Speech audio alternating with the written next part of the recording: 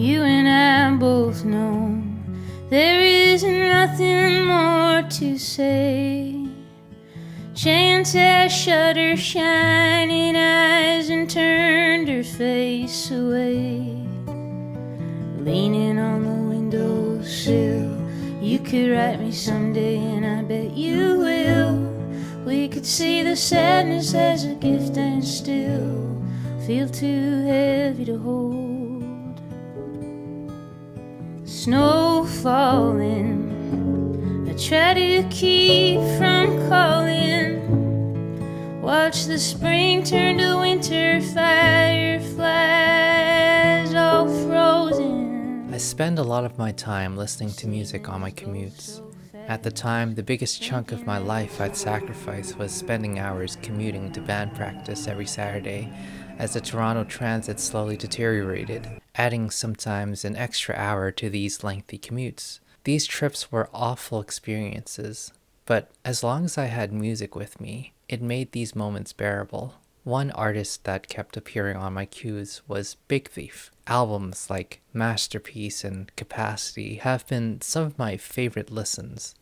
At the time, I was waiting for a train and I was watching some pigeons hopping around and flying across the platforms. And then the song Real Love appeared on my shuffle.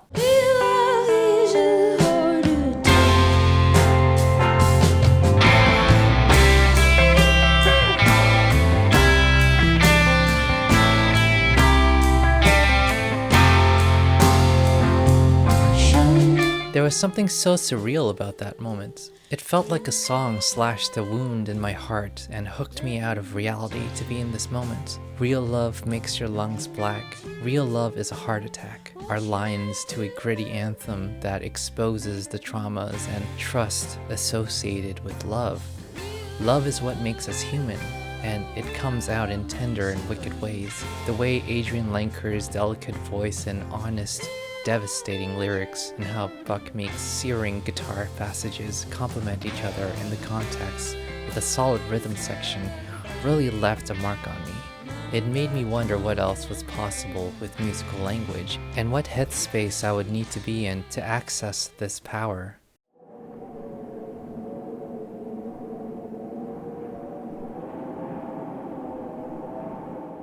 At the start of 2024, Adrianne Lenker partnered up with School of Song to embark on a series of music lectures. They weren't music lectures in the traditional academic sense. Instead, the lectures focused on finding the capacity to be curious, to play, finding one's intuitive compass, one's ability to visualize and connect with nature and concepts that surround life, along with plenty of real-time encouragement from Adrianne and the school to share the music that students created during the process. I feel like I was such a different person when this happened 10 months ago, compared to the moment I am now as I make this video. I find myself reflecting on moments that made me happy, and this was one of them. I wrote notes about empathy for those we write music about, and the patience required to listen to what I feel in the moment. A therapist helped me visualize my inner voice, a voice that is often very cruel to me and very demoralizing that stems from how I was raised. She mentioned that instead of having the voice always criticize me, it can be more helpful to split it up into two. The drill sergeant, who reminds me to have discipline and to point out when I've messed up, and the grandma, who provides comfort and tenderness. During the final lecture, Adrianne provided us with a similar concept. The self-critic, who's conclusive, evaluative, thinks in binaries like good and bad, and someone whose perspective can be narrowing. Then there's the self-editor, who's constructive, curious, nuanced, and deepening. A part of her who boils things down to its simplest form, and during the songwriting process, eliminates unnecessary words and ideas. For me, the self-editor / grandma, or this fabulous flamingo I drew to visualize it, needs to be discovered and appreciated more often. Another concept she mentioned during the final lecture was one's capacity to be silly. Go and write a dumb song and have fun. Playing is fun. And I'm a musician. I play music. And sometimes I take it too seriously, and then I have to remind myself that it's essentially play. And so there is so much fun and enjoyment to be had there. And so there's all these different layers of it. When I'm just playing, oh yeah, it's full of joy, and I feel a lot of joy. And the band and I, my bandmates, Max, James, and Buck, we have a lot of fun creating and making music and being in that space.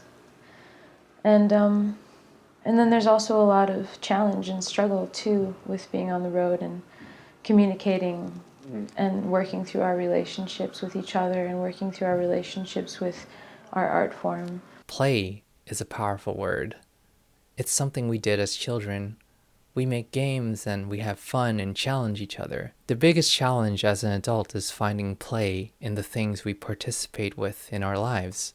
The way we play an instrument, the way we play a character in a play, and the way other adults play with other adults, whether it be with video games or in a relationship. Playing is one of the main ways to access our inner child. During the recording of Bright Future, Adrianne recruited fellow musicians and friends Nick Hakim, Josephine Runstein, who would embark on the Bright Future tour with Adrianne, and Matt Davidson, Philip Reinrobe, and her brother Noah to figure out the arrangements of these songs in real time. According to Weinrobe in an interview with the New York Times, there was no psychological imposition on the project. We were able to stay in this super pure music-making environment that had almost no recording studio-ness about it. This group of friends and family lived together in the Double Infinity studio in New England, where they would take long walks in the woods, cook and break bread, and listen to Joni Mitchell and Beverly Glenn Copeland records. According to Lenker, no one had their phones out for the whole time.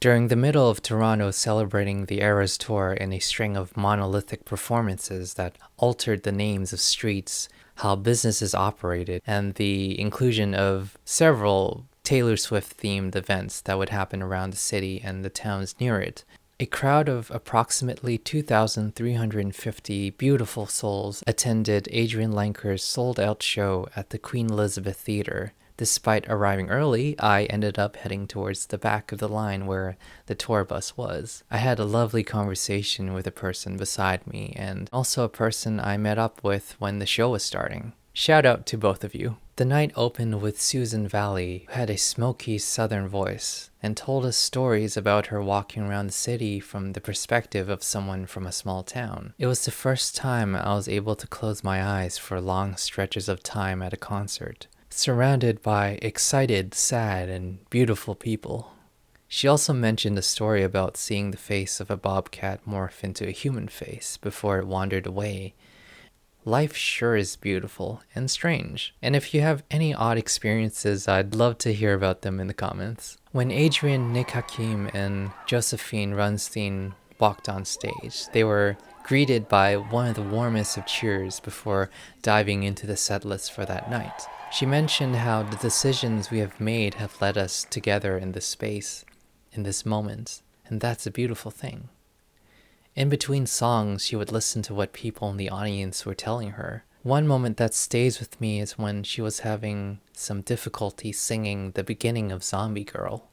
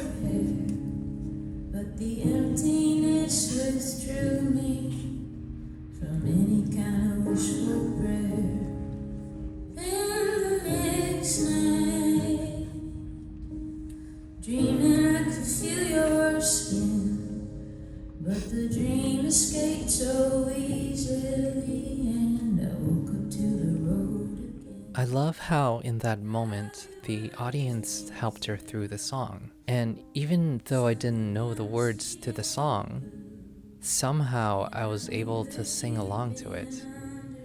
I mean, if that's not magic, then I don't know what is.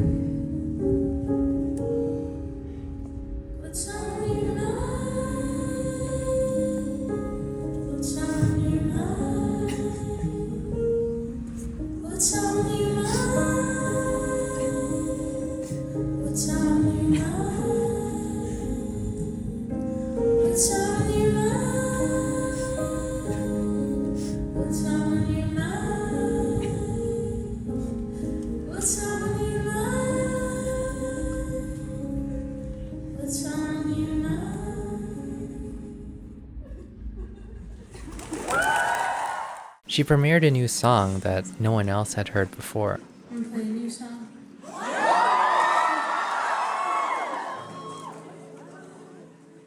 haven't shared this one with anybody yet.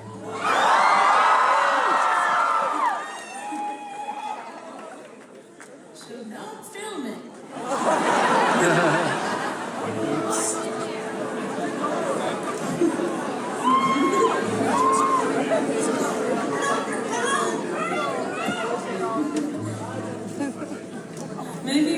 Maybe we do know, because it's so new. I need to like work it out a little bit, you know, if I have fun of it. No.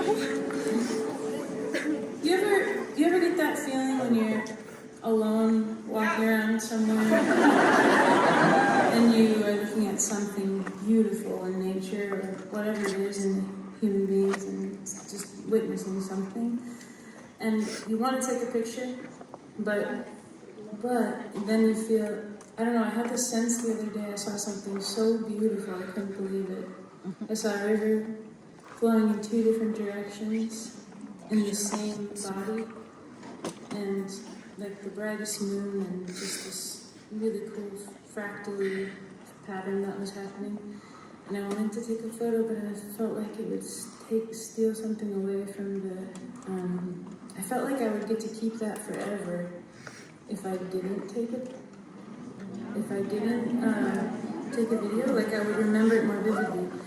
Because when I look back on all the things that I carry in my heart that I really like think about from years ago, or from 1 year ago, or 5 years ago, the like really vivid ones, I never had a picture. Like I never. So I think there is something maybe to that. I don't know. And also, I also think photography is a beautiful art form too, so don't get me wrong. But you know, there might be something to that sometimes. So, anyway, I have no idea how this is going to go. I'm still working at some of the words.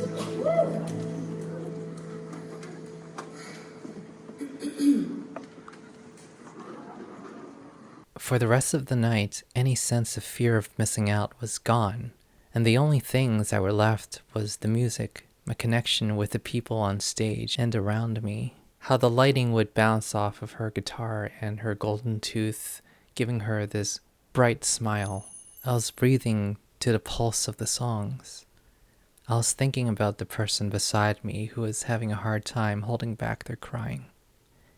Each shaking breath that they took in between the quiet sobs and sniffles. During the beginning of the set, I asked if they wanted a hug, and we hugged. Two awkward strangers sharing an intimate and unexpected moment before heading off into our separate lives, likely never to cross paths ever again. For a brief moment in time, I felt present. It's really profound to have someone as present as she is. Like, I've not seen many artists quite as responsive to an audience like that. Moments in the show that you can just hear a pin drop, you can hear somebody sobbing, somebody breaking down. You can hear all sorts of sad, broken hearts. And you also see a lot of dancing, which is incredible to have those things occur in the same room together. She mentioned during her new song that she saw this beautiful river and thought maybe she should take a picture. But then she remembered that the most profound memories in her mind are just that, the memories. I saw this one person in front of me who was about to record it, but then as she kept talking, just all the phones just went back into everybody's pockets, and the moment was just the moment. And that's just something else. It's something that I feel like I don't want to compare too much, but I've been to some shows where make you take the phone and put it into a bag, and so you can't use it during the concert. And sometimes it works, but this one, it feels like a very organic way of reaching that decision collectively. She's really thinking at this more intimate wavelength that complements the music, and the music complements her. So I've just been thinking about not filming too much stuff when I go to concerts. I mean, I'll still do it, but something like this, it's just, I can keep describing it, but I feel like the more I describe it, it's the more disservice I'm doing it. I think that Adrianne is one of a kind to really understand what feelings and moods she's trying to nurture in the live space. That's what she does best. And that's Adrianne Lenker. When I say celestial, I mean extraterrestrial. I mean accepting the alien you rejected in your own heart. When I say heart, I mean finish. The last one there is a potato finish. Making too long, you sound like Spud Infinity. When I say infinity, I mean now. Kiss the one you are right now. Kiss your body up and down, other than your elbows. 'Cause as for your elbows, they're on their own, wandering like a rolling stone, rubbing up against the edges of experience. What's it gonna take? What's it gonna take? What's it gonna take? What's it gonna take to free the celestial body?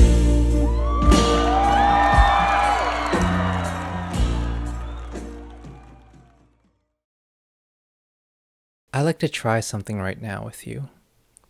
Step back for a moment. Where are you?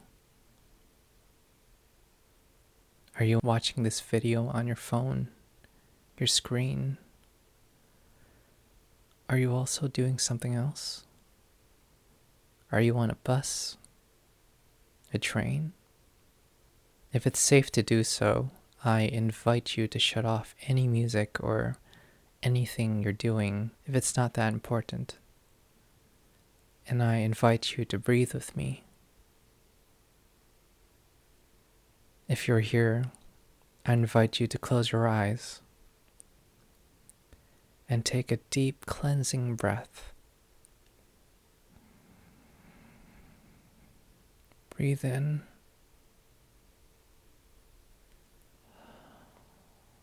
Breathe out. And another. Take a deep inhale.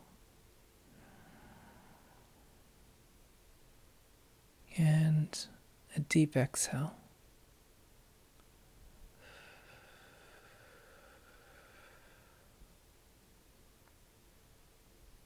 Notice that space in between when your breath switches from the inhale to the exhale without holding your breath. It's a moment in time where it feels like the body is resetting the air. Let's breathe in 3 more times and gently notice that without judging and enjoy the feeling of breathing.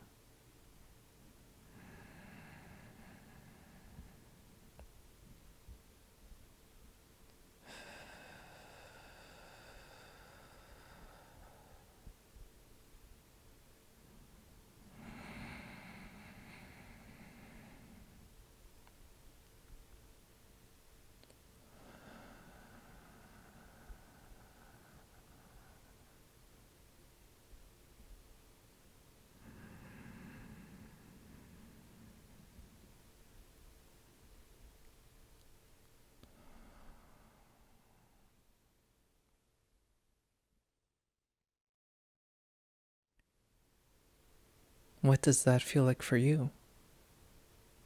Did it help you feel more present with your body? How do the muscles in your body feel when you're breathing? When you're ready, I invite you to slowly open your eyes. I encourage you to try to incorporate this into your life, especially when things feel overwhelming. If you can, I encourage you to shut off your screen and let yourself enjoy your space and the moment you have with yourself. I hope that wherever you are, you're feeling okay, and that you will be okay. Thank you very much for watching, and I'll see you next time.